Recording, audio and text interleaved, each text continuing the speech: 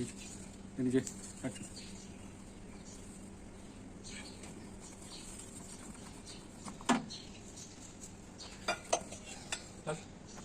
बस मैंने कुछ सीधा सीधे प्लेट को ठीक मारा साइड मारा प्लेट को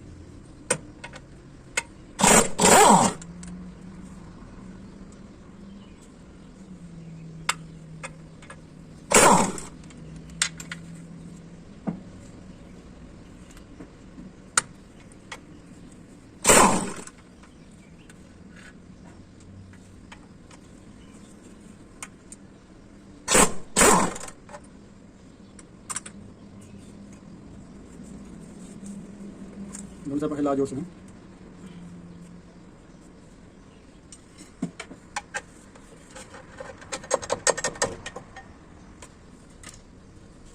पाँव क्लच पे लगेगा, हाथ रखना पाँव पे ना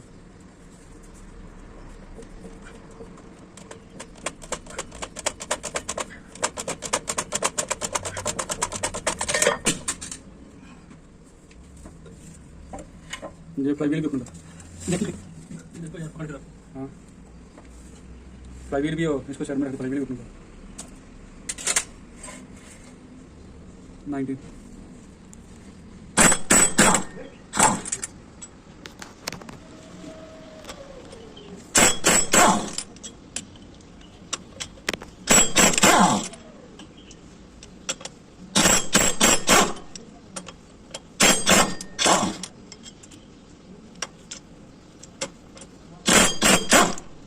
हाथ भी रखेंगे वजन बहुत है